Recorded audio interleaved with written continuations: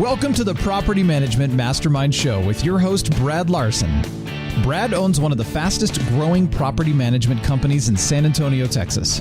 This podcast is for property managers by property managers.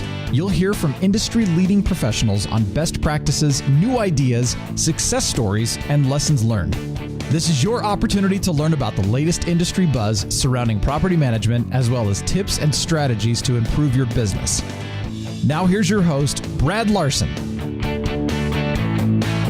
Today's show is sponsored by the National Property Management Network, providing insurance products and services to property managers such as tenant liability insurance. Visit them at nationalpropertymanagement.com. Hello, everybody, and welcome to another episode of Property Management Mastermind. In today's episode, I have Justin Bajema, and he is a property management company owner from Michigan who just recently moved to Texas. Now, it's going to be a very powerful interview that I want you to hang on and listen to, because Justin's going to talk about his experience in the military and how he got into an organization called Warrior's Heart. This is an organization that I've been very impressed with. I would encourage all property management company owners out there and all folks listening to take a look at it and help contribute in any way possible you can. And we're going to share with you a couple techniques on how you can do that. So this is going to be an excellent interview with Justin, and I think you're going to be very excited to hear some of the things he's talking about. We're going to get deep into owning a property management company and also his involvement with Warrior's Heart.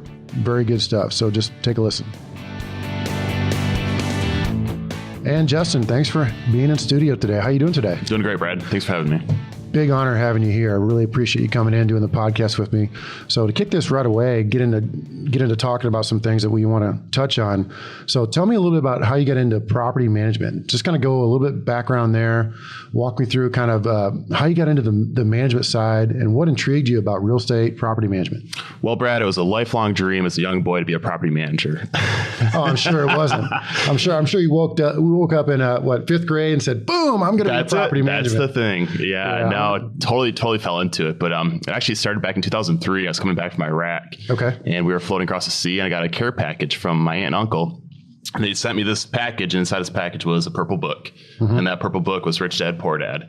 And I read that book, and it just changed my life, to be quite honest with you. So read that book, and I got the real estate bug, and ended up getting out of the Marine Corps in 2005.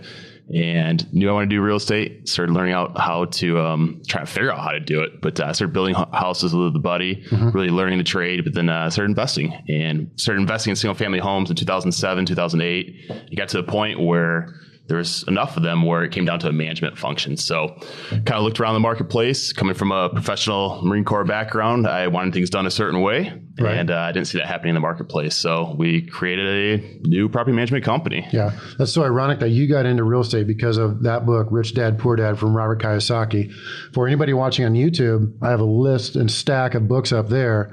And a lot of those books on tape are from Robert Kiyosaki himself. And I read that book in 1999, 2000.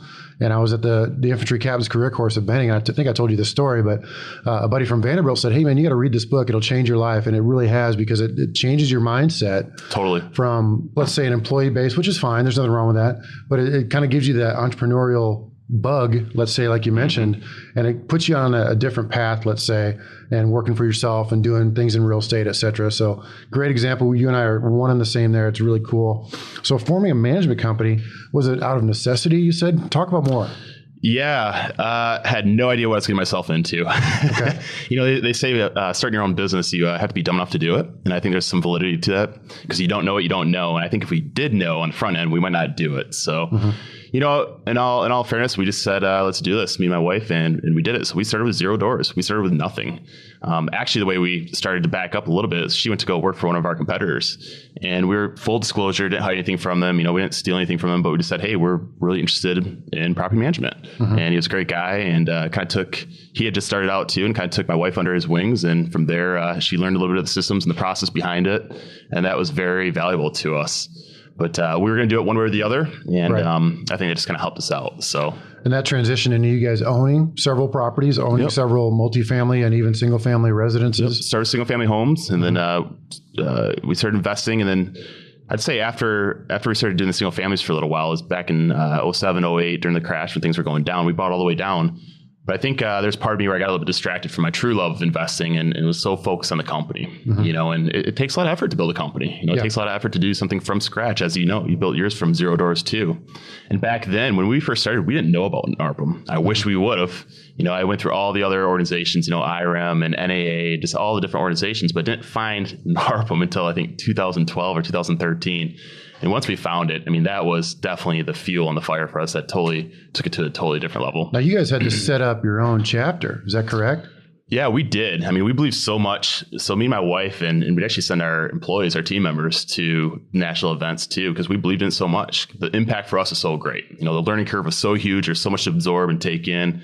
It's prolific, still I'm a prolific note writer, but going to these events, it's just like, oh my gosh, there's just so much good stuff here. And we'd go back and incorporate that into our company. But that made a huge difference. So, if there's listeners that aren't attending NARPM conferences, that's where you got to start for sure.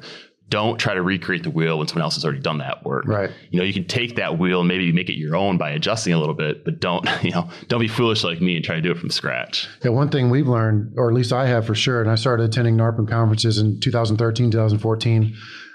You start to take a lot of notes in the beginning, but towards the latter conferences, it does kind of taper off, but you still have to go. You still have to learn new techniques. Yeah. You got to implement what you learn. I can't say that enough. Totally agree. So the way I always looked at it is like, if I could walk away with one valuable item that would pay for the conference that I could implement in my business, to me, that was valuable enough to go to a conference. I've never gone to a conference, I don't think, that I haven't gotten something that I can take away from and implement. So to me, that was always my mindset. The ROI had to be that it basically paid for itself. I could add into the business, but we also look at it from a residual perspective, not just once. I didn't want to build a business where I had to go back out there like a realtor and have to do the same thing every single month. The thing that I love about property management is it's a residual based business. Right. You do work once, you get paid for the next 12 months, if not more. Exactly. And talk more with us about how you set up your business. And now you're essentially owning from a distance. I really want to hear, I know the listeners want to hear about that, because I've heard several success stories. I've shared them with you about folks building up a management company and then maybe not even living in that state. So talk more about that. Yeah. So we're from Grand Rapids, Michigan, and that's where we created the company, and was very involved. My wife was very involved. She had to be, we had to be. We started with nothing, and very quickly we had a baby on the way. So it was make it or break it. We tried all the different business models, went from a portfolio management style to a department management style to a hybrid. We tried all the things that you hear at NARPM, and they're all great things to hear and to implement and try to figure out what works for you. But we tried all of them. But the thing that from day one was very important to us is that we wanted to work on our business. And so from day one, when we started making a profit, which we actually kind of did from day one, but we put it back into the company right away. We invested in technology, and technology for me was something I was definitely gravitated towards. I saw the benefits of leverage, of systems, and we focused our time and energy on building systems and processes. And there's a book that we read. Rich Dad Poor Dad was a great book to kind of start that process. But from a business perspective, the book E-Myth was very influential for me. And that's called entrepreneurial myth, not electronic myth. Yeah. Some people think E-Myth, like email. No, it's kind of talks about the myths involved in being an entrepreneur. Some of the things that you may want to elaborate on. Yeah, for sure. So one of them is burnout's real. Right. So there's a point where being a business owner can still be a job. And we got to that point where working really, really, really hard to make this thing work, getting off the ground and growing and all that stuff. But there's a point where for me, I didn't enjoy managing employees. I love leading people and building a team and doing things with them like that, helping them grow and seeing that personal development take off inside of them. I love that nurturing thing. But I hate managing people. Did you do this? Did you do that? And that was definitely not the culture that we wanted. So, you have to be intentional. You have to figure out, what do you want? Why are you creating a business? What are you in business for? And for me, maybe some events in my life that we'll probably get to later probably helped reinforce the clarity of what I did want out of a company and what I did not want out of a company. I didn't want to spend my whole time, 70, 80 hours a week, because that's what I was working. Yeah. In the early years, definitely put the time into it. I've done every function in the company. I've done leasing. I've been sales, done the lead gen, done, the maintenance. I've done everything inside the company, the books, which I'm horrible at doing. But my point is like, we've done every part of that company. So we knew it intimately. We knew inside and outside of that company. Because of that intimacy, we were able to build systems around it. And so we systematized our business. We created a franchisable business, and we didn't know if we were or were not going to franchise it, and we didn't. But nonetheless, we created a system where somebody could come into it and follow a process and almost make it that broken down, in the military, we would say Barney style, but where you could step by step see the process. So that way, when a team member would come to me, I didn't want them coming to me and asking me for how do I do this? How do I do that? First question would be like, did you look at the process manual, procedure manual? So at least that gave them somewhere to go and to see if they can do it themselves. And if they got hung up, of course, we'd answer that question with them. What were some of the keys in allowing you to break away from having to be in the office on a regular basis? Not only physically, but mentally. Meaning that some folks can go on vacation and have no problem because they have somebody kind of watching their stuff behind them. But to be able to be somewhere long term and not just freak out about it. Yeah. So there's probably going to be one or two key hires that you made, and then also changing your mindset to give them the power, the capability to make those decisions that have to be made every day. Yeah, absolutely. So you've got a couple things in there. Yeah. So the first thing is it comes down to great people. It really does. And it sounds easier than what it really is, right? As you know. And I've made tons of mistakes hiring the wrong people. I hired a lot of people that were like me. I thought that was great. They're driven. They're entrepreneurial. I'll tell you what, when there's a lot of one person running around a company, that's disastrous. Yeah. I have an old joke about that, saying that there's two types of employers. The kinds that make bad hires and the kinds that lie about it. Yeah. Well, because there's always somebody out there saying, "Oh, I never made a bad hire. My employees are always perfect." They go through all the hiring steps and all the DISC profiles, and they have great incentives and all this other stuff, but it never fails. You'll always make a bad hire. Of course, and you can't be afraid to make those mistakes. Correct. It's going to happen. As they say, you got to get through the weeds to find the one, and you've done that so far. You're able to find some key members that are able to take your business and help it run on its own. Yes. It took me making a lot of dumb mistakes first. Yes. Okay. Yeah, for sure. So, I made a lot of wrong hires, maybe trusting some people that maybe I shouldn't have, learned along the way, got embezzled a little bit, nothing major, but basically we had someone who was taking cash, took cash one time that we know of, and we caught them. And from there on, no more cash. We went fully electronic, and that's from early on. So you make those lessons, but trust is another big part of it. You have to hire the right people, but then you have to empower them. And so I don't want to micromanage. Nobody wants to be micromanaged. I don't know anybody that likes to be micromanaged.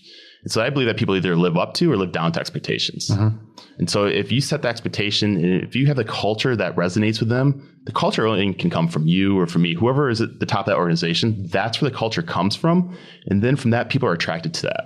So if you have like-minded people that believe in the things that you believe in and the same path, the same direction that you are, and they want to work in that environment, you can build a great culture that's self-policing, takes care of each other. That's what I believe in, taking care of each other. Yeah. So you have to have the back of your team members, and they hopefully have your back too. But when you do it correctly, they do. I think the system, to dive into that a little bit further, one of the techniques I think you're doing or should be doing is, let's say on the books, for example, you most likely, somebody would have a bookkeeper, like an outsourced bookkeeper that's doing all the hardcore, reconciliations. You might have an internal person looking at those. And at the same time, you may have a third party like you guys, for example, from here, you and or your wife, looking at those books to say, yeah, everything makes sense. So you have three kind of checkpoints. Separation of powers. Correct. Separation of powers. That's one of the things in the CRMC checklist for NARPM that they look at, is having a 3-tiered type of a system for looking at the numbers. That way it kind of can hone in on potential embezzlement ideas. Now, the fact that you caught that is great. I think that's going to happen to every business at some point. Absolutely. And if you say, oh, it's never going to happen, then you're lying to yourself. You really are. But the fact that you're able to catch it and mitigate that, change policy, and you only maybe lost a small amount. Nothing that's over the top. It's the folks that, they don't have those systems in place.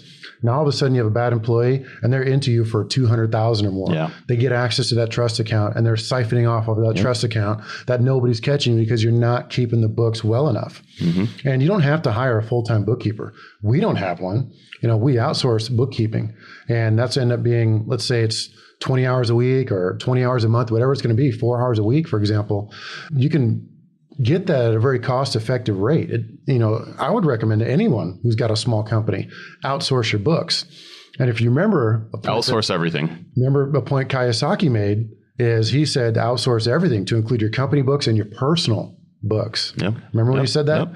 And so it took me a little while to catch that. And about a year ago, we started doing that with our bookkeeping sources. Is that bookkeeper outsourced here in town, locally owned, locally set up. They're doing our company books, all the reconciliations. We get monthly reports, and she's doing our personal books.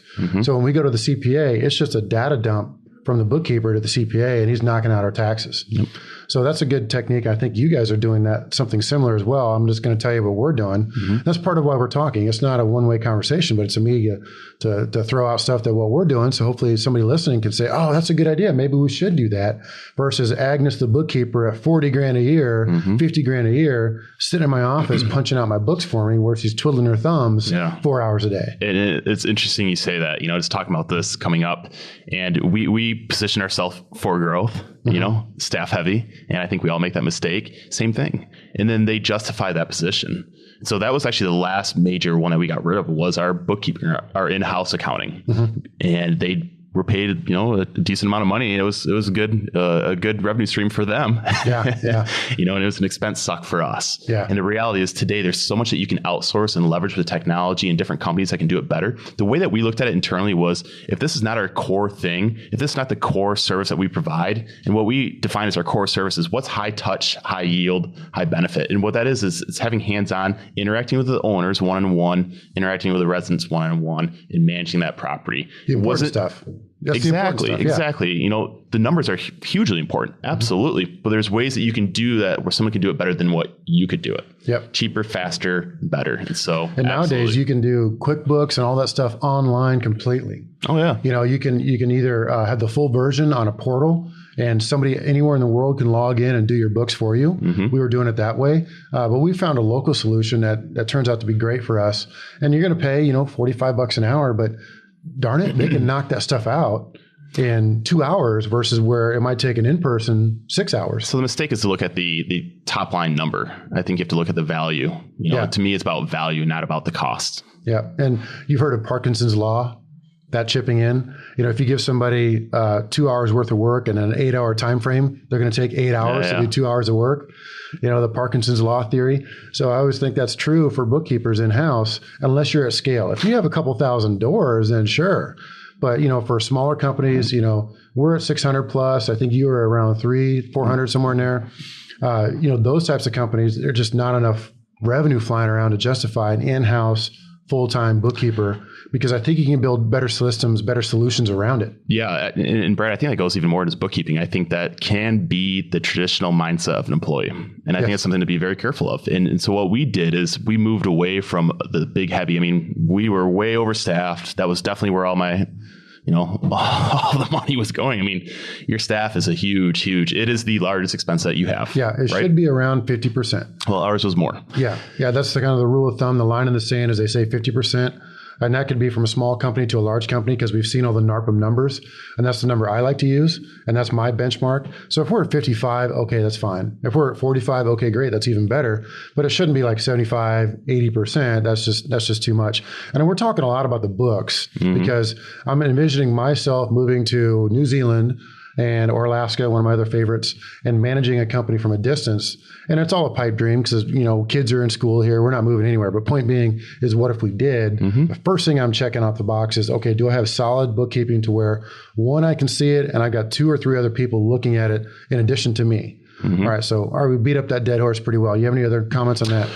No, we did it. And the last thing for us was going completely electronic with all of our AP, our accounts payable, doing all of our, I'm a huge tech advocate. I love technology. I love seeing the direction where it's going. I think it's amazing. I think there's so much more to come down the pipeline.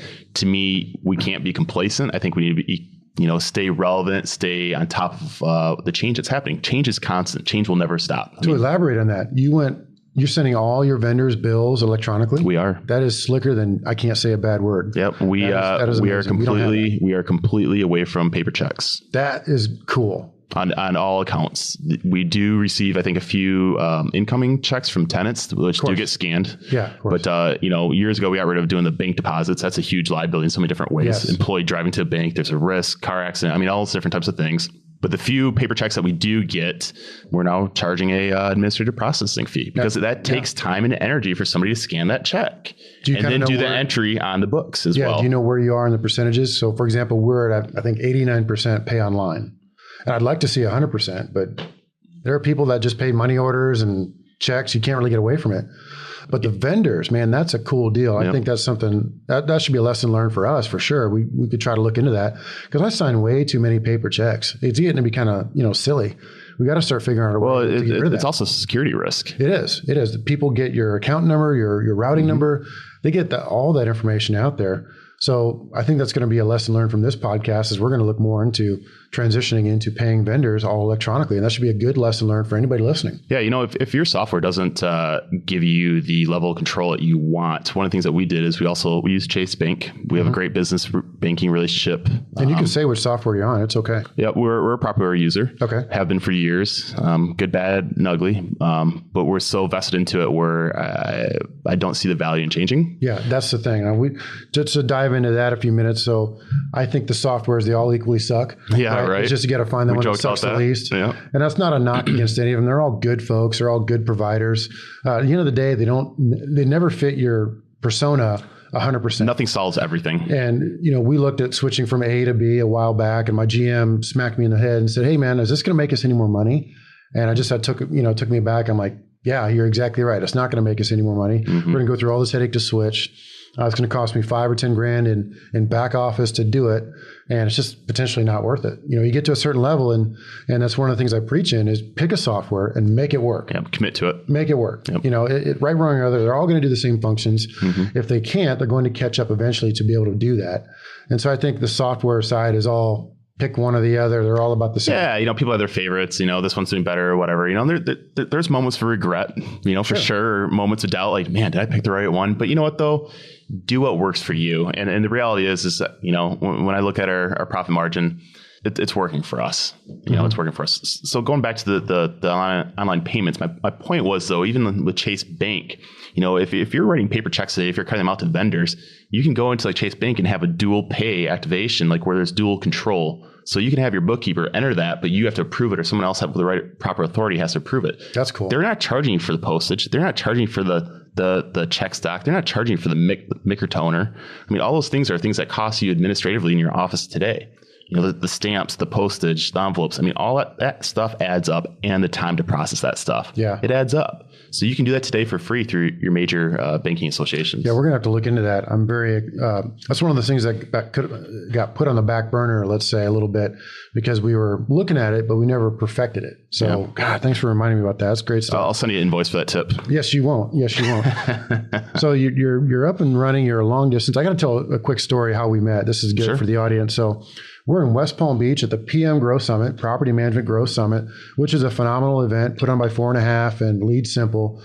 Alex and Jordan did a phenomenal time putting that thing on. That was a major event. I mean, it was great. Big time. So I'd recommend anybody go to that. And of all places, you and I met in West Palm Beach. Yeah. In Florida. Yep. And I heard through the grapevine, we're at this mixer, and this guy just moved to Texas. And I asked you a question. You moved to Texas? You say, yep. And I said, where? You said, San Antonio. And you say, yep. And really, San Antonio, where? And you say, my neighborhood? I'm like, holy cow, we're neighbors. Mm-hmm. Of all places, I meet my neighbor in West Palm Beach. So point being, we're fellow property management company owners. You're a veteran, which is one of the things that I honed in on right away. I'm a prior service. I was an infantry guy, an officer, which I hated, but hey, well, whatever. I was an infantry guy, and you were an infantryman in the Marine Corps. I was. So tell me more about this, because this is going to transition nicely into what we really want to talk about. That's very important today. Yeah, absolutely. I joined the Marine Corps in May. So stick with me on the dates here, but May 20 of 2001 is when I went into the Marine Corps. Right before 9/11. Yeah, exactly. 5 months. So I graduated boot camp, and you come home for a week or whatever it is, and I went back to my school of infantry training, and I think it was the first or second day that we just started training, and it was 9/11. Oh, so wow. That was kind of the tone for the rest of my 4 years in the Marine Corps. Yeah, and you had how many deployments? Yeah, so from there, I served 2 tours in Iraq, did two rotations through Iraq. And on my second tour, I was severely injured twice. First time, my vehicle flipped over on top of me in a canal. It's a 20,000-pound 8-wheeled vehicle. It's called the LAV-25. It's like a tank on wheels, essentially. Yeah. And I was pinned upside down in the vehicle for 45 minutes with it crushing me, basically crushing me to death. And the only thing that saved me that day was that I didn't bring my sidearm to the field. When I was upside down, it's 130 degrees out. I had diesel fuel running all over. Ignition switch is still on. So I got all these thoughts. I couldn't move. After the vehicle stopped moving and we were upside down, the only thing I could move was my one arm. And I'm wiping sweat off my face, and there's diesel fuel running all over us. And And everybody's like, are you okay? Are you okay? And everybody gets out of the vehicle and they try pulling me out, and I wouldn't budge. I mean, I was stuck against the vehicle in the canal upside down. They started digging me out. And as they're digging me out, the vehicle is falling on me more and more. So then they hooked up some winches to the vehicle and trying to winch it back to be able to pull me out. And they did that, and the winches gave out in the vehicle. So each time they keep doing this stuff, it's falling on me more and more. And so I got to a point where I just mentally and physically, I was getting crushed to death. And I made a decision that I didn't want to endure the pain anymore. And so literally reaching down my sidearm, but it was the one day I didn't bring my Beretta 9mm to the field. Otherwise I wouldn't be here with you. They ended up getting me out. I think they had 3 vehicles winch up to it, pulled me out. The second they pulled me out, the vehicle falls back on top of itself. But the thing that was difficult wasn't the banged up, bruised up ribs. They shot me up with morphine to take care of the pain, that kind of stuff. And I went to a medical fob. Actually, I think I went up to by Baghdad. But it wasn't the pain. It was that I lost my confidence. And I was scared.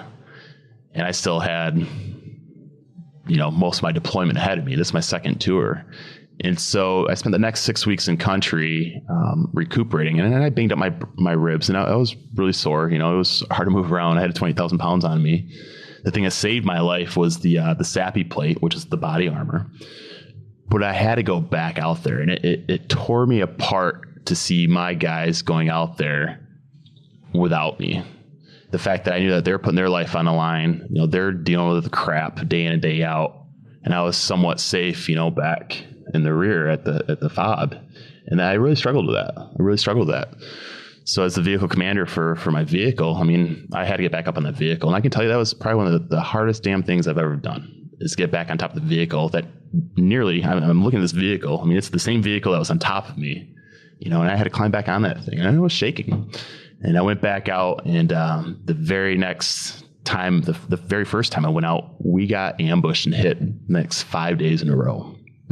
And it was intense. It was very intense. I've seen the first time we went out, the guy in front of me, who normally I was point man, he took my position. I watched him get blown up the first night.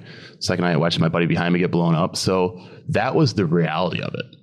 And then November 29, 2004, we were on a nighttime patrol on a canal road, which is the same type of canal road that my vehicle had flipped over the first time. But this time, we were doing it at night, blacked out, no lights. So we're just using our thermal vision, our night vision goggles. And we went around a corner, and we just started. And went around a corner completely blacked out. We're probably going 5 miles per hour. And I heard over the net, which is the radio, my wingman behind me say, "I think I see." And before I got done with this sentence, we got hit. And I just remember the whole vehicle going up, just, the sheer, it was almost like quiet, but it was violent quiet. And we came back down, and I didn't know, I thought I was dead. And as soon as we came back down, my gunner pulled me out of our hole in the turret. And I crawled up to see if my driver was alive. And as soon as I went to go open his hatch to see if he was alive, machine gun fire opened up. And so I rolled off the vehicle, and my gunner crawled over and laid on top of me. He put his body on top of mine to protect me. And called for Doc, Corpsman, and they got up there. I had 2 corpsmen. One of them had all diesel fuel in his eye from getting blown up. The whole vehicle opened up like a sardine can.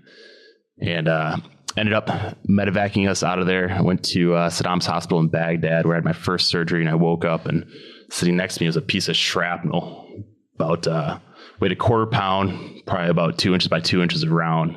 I still have it to this day, but it was in my leg. Wow. And so they ended up saving my leg. I ended up getting medevaced out of Iraq, went to Landstuhl, Germany, and then from there I went to Bethesda, Maryland. So I had 6 weeks in the hospital, 8 surgeries. They saved my legs, and I learned how to walk again. And so that was a major accomplishment, right? So at that point, I was done being an employee, done being told what to do. Sure. No more, and you earned the right. That's for sure. Yeah. So that's twofold right there, and I give those details for 2 reasons. One is there's a brotherhood in the military, esprit de corps, and a band of brothers, whatever you want to call it. There's definitely a connection that's definitely forged, in those situations of stress and whatnot. So to me, I still to this day feel a sense of obligation to those guys, to my guys.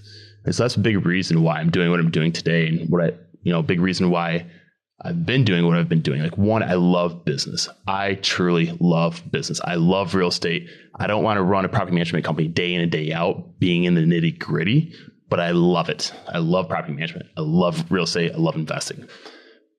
But I also have a deep part of me spiritually that needs to continue to take care of our guys, and there's a lot there to process, and I think, unfortunately, we were treated very well when we came home, but there's earlier generations, the Vietnam generation, that was not treated very well. And I think our country has corrected those errors, but there's so much more work that needs to be done. Today, there is 22 veterans a day committing suicide. 22 veterans a day commit suicide. Unreal. Back home, that's over 8,000 veterans a year are committing suicide. That's way more than what we're losing overseas in combat. So that's not right, and for me, when I came back, it's like, okay, how can I do something about this stuff? And I wanted to find a way to take my love for business and solve it with some kind of company that would solve a need for veterans. And I didn't find it. And what I found was I had an opportunity to use property management, my business, to succeed at and to do well at, which would give me a platform to talk about this other issue of veterans issues. And that's what we did. And I'm very thankful for the opportunities. Honestly, getting blown up is probably absolutely the hardest thing I've ever had to go through, but also the best thing that's ever happened to me. That's deep. It's almost like you need a moment of silence just to absorb all that. And it's one of those things that people, when they hear that, they'll never be able to say, oh, I understand that, or you just can't relate. So I do want you to talk more about how that helped you kind of transition into working in some of the foundations that you have, because I think you've made a sincere, giant effort in your life in big, big ways to get into that. I want you to talk more about that. Yeah. So what we're doing currently. Yeah. And what you've done in the past, kind of with different organizations. Yeah. And how that transitioned into what you're doing. Yeah. So, when I first, I got out of the Marine Corps in 2005, I was actually medically retired from my injuries. And when I got out, I was still, 25 years old, still, I don't want to say naive, but I was naive to some things definitely in the world. And I didn't realize, well, let me first give you a statistic here. There are about 50,000, just shy of 50,000 nonprofit veteran organizations in the United States today. Wow. 50,000. Think about that for a second. And the amount of people that are out there, trying to do good. And I believe that there generally truly are people that are trying to make a positive impact in veterans' lives. But there are other people who are absolutely just trying to profit from this. And that was the part that I was a little bit naive to. They say thank you and, appreciate what you've done. Thank you for your service. But I didn't quite put it together right away. Very quickly I did, but there was people that were profiting. And I saw that as a national spokesperson for an organization.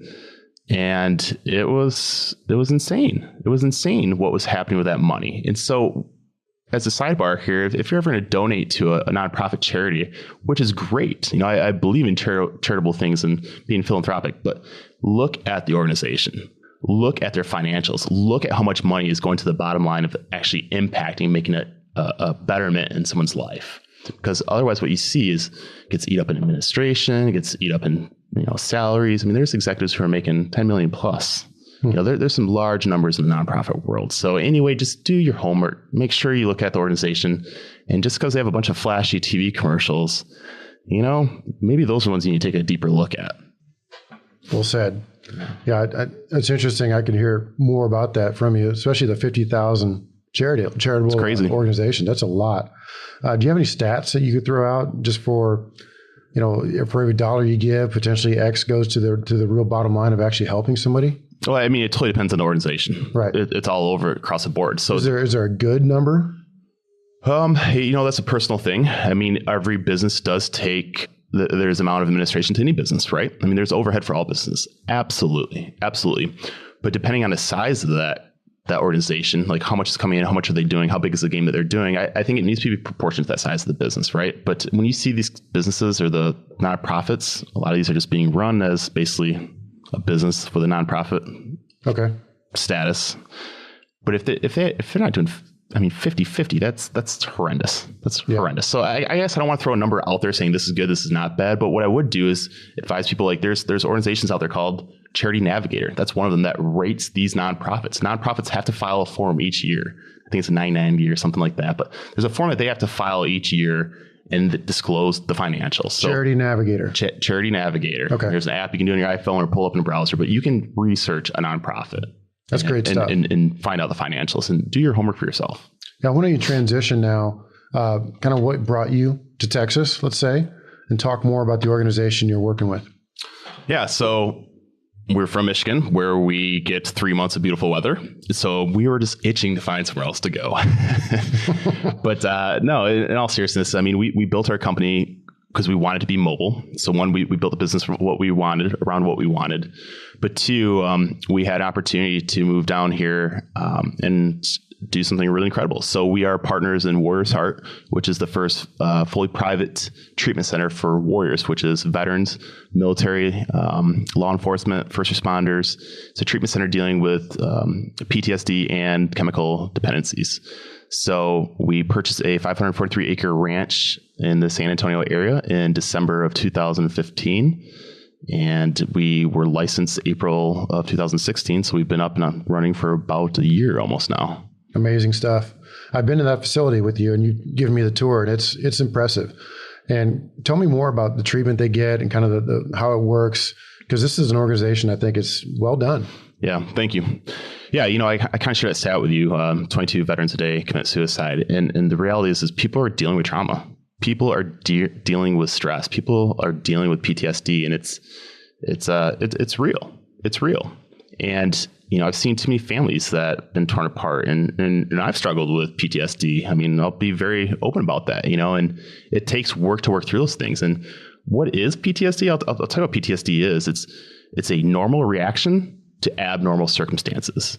And the problem with this generation of conflicts is the repetition and the intensity of the engagements. It's nonstop.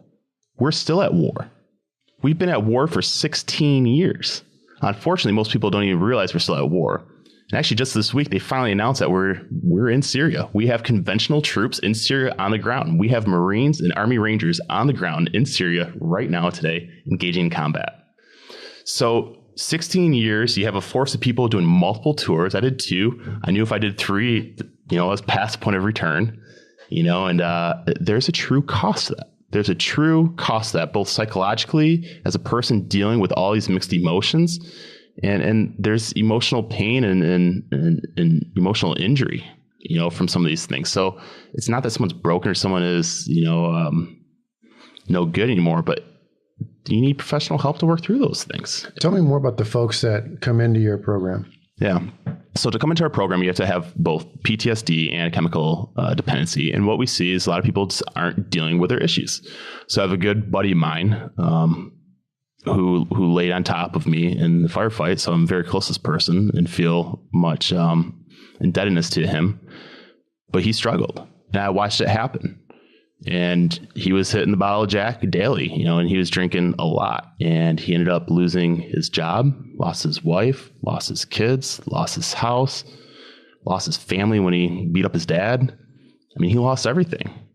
Yeah, he hit rock bottom. And that was the point to me when I saw what he went through, and I saw the environment. He went through the VA program for substance abuse. And we drove down to Indianapolis to see him, and they put him in the ghetto. They put him up in the projects in between 2 liquor stores right there in the corner of his street. And it pissed me off. Mm-hmm. I mean, here was a guy who's crying out for help. And I'm not bashing the VA at all. I am not. I think the VA absolutely has a purpose and a place. But this thing is so large and so big, and there's so many people returning with issues. And as a sidebar, I don't think you can not return without some kind of an issue, right? Like there's just a natural, there's some hurt there. So just seeing that, it's like this, there's got to be a better way. And so that's really the driving force, you know, behind our involvement in Warriors Heart. And that's why we do what we do. We love business. We are a for-profit venture. We're very open about that. We believe in using entrepreneurship and business for good. We believe in the foundation, the ideals of what this country is built upon, not handouts, but hard work, you know, elbow grease, busting your butt and making something happen. We believe in that. We believe in the esprit de corps and the camaraderie of what the military was about for us. And so when you bring that kind of environment where people are the warrior class, that's where healing can happen. Because when you're talking to someone that doesn't understand it, they don't get it.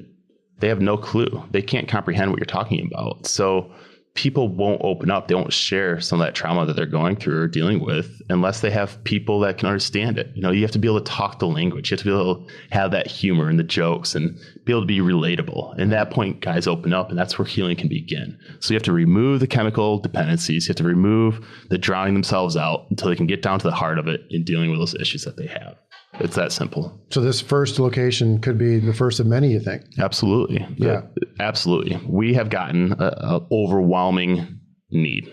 Let me just put it that way. Mm-hmm. Just since April, I've seen 600 contacts. I think I just looked at this just the other day here. People are reaching out to us for help. So it's a huge problem. And we know we're not going to solve all the problem, but we're sure as heck going to try and make a dent. I think it's a great organization. I think there's a need. I think you guys are doing a phenomenal job out there, and I want to support it. And you and I were able to come up with an idea that we probably could share to our listeners and how we can support that. Yeah. Should we kick that around? Absolutely, man. So one of the things that you and I talked about was creating a referral system. For example, we here in Texas, we have a $50 cap for a referral to an owner to bring us a property management client. And so I think that's phooey. I think that's, so low, it's not even a coffee someplace sometimes. So what we're doing is we're going to donate a large amount. And right now it's 500, but I'm going to kick that up to 1,000 here pretty quick. We're donating $1,000 for every property management referral to Warriors Heart Foundation. And so when we do this, you guys are going to support us by getting us a written proof that we made a charitable donation. Absolutely. We're going to make that in the owner's behalf. We're going to make sure the owner has a copy of that and the new owner that they bring in.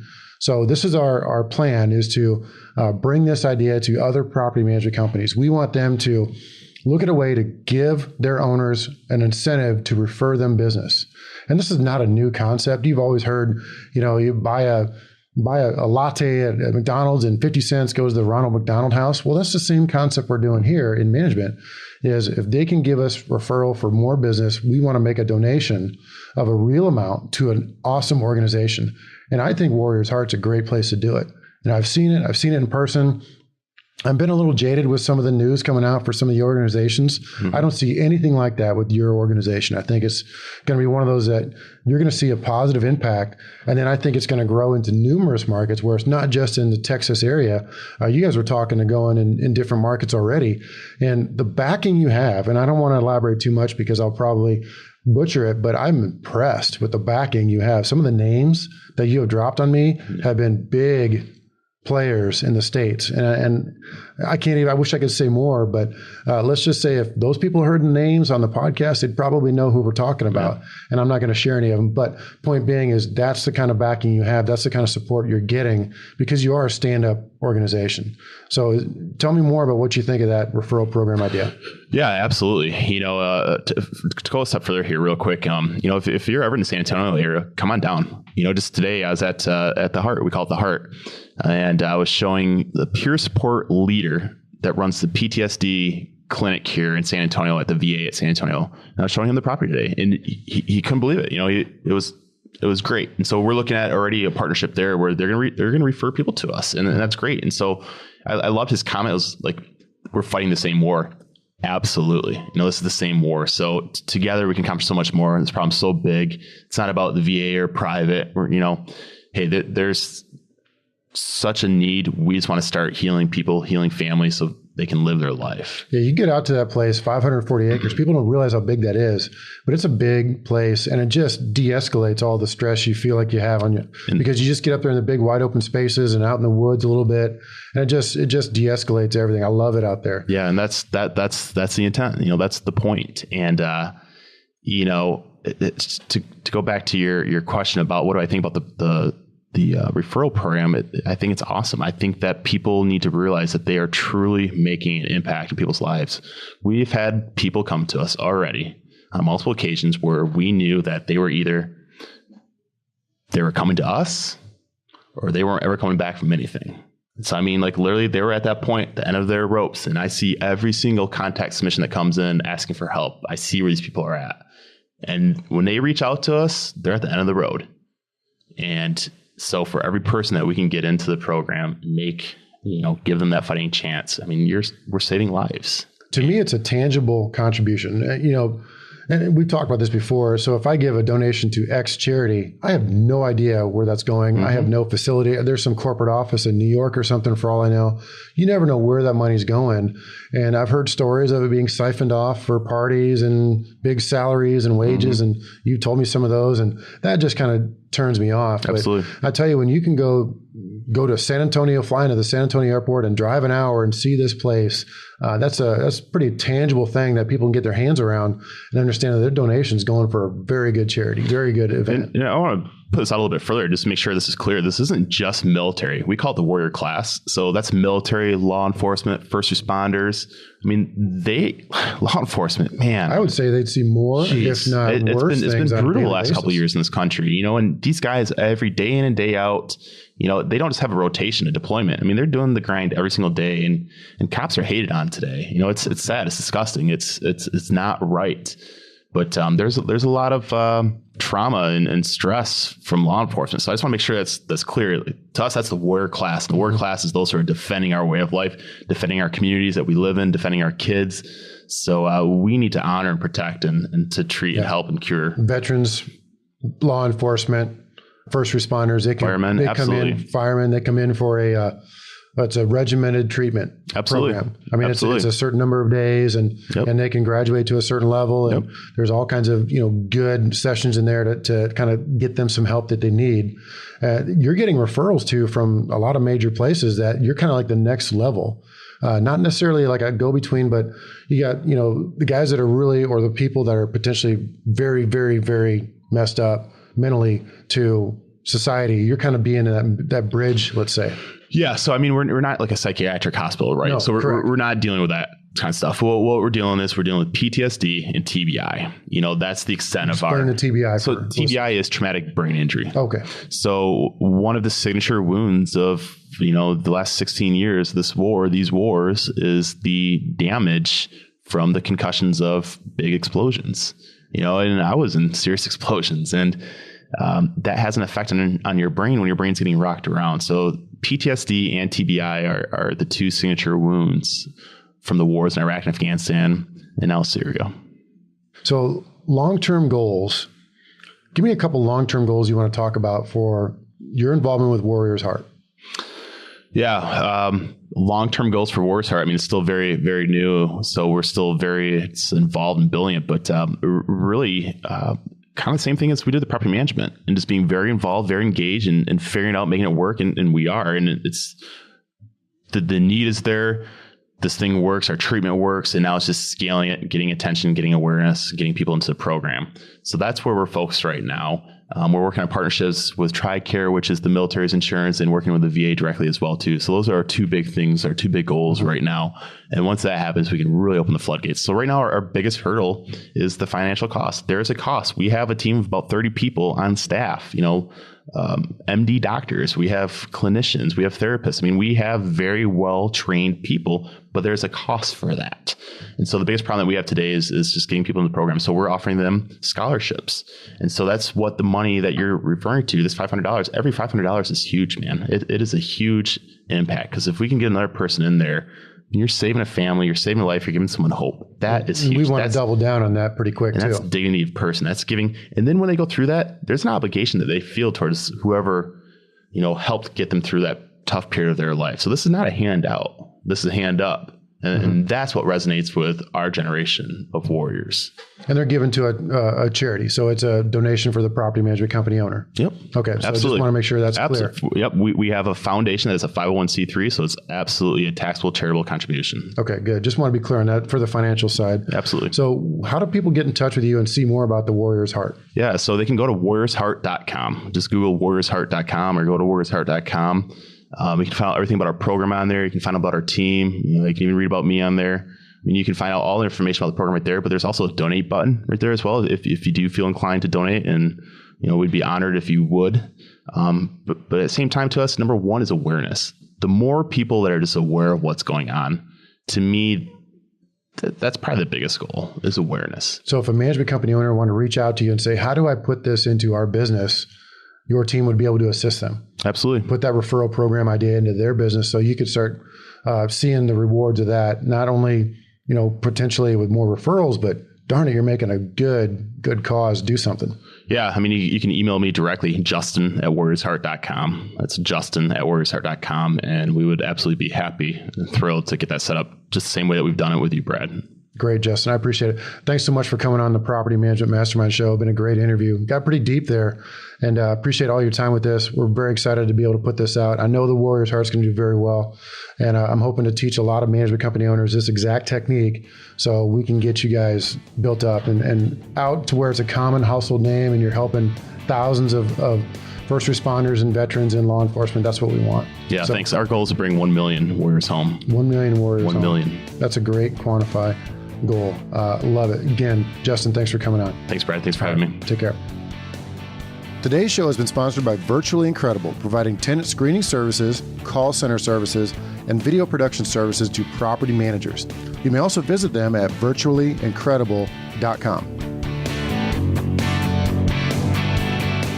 This has been a podcast episode by PropertyManagementProductions.com. Be sure to subscribe to our podcast, leave us feedback, and come back for our next episode.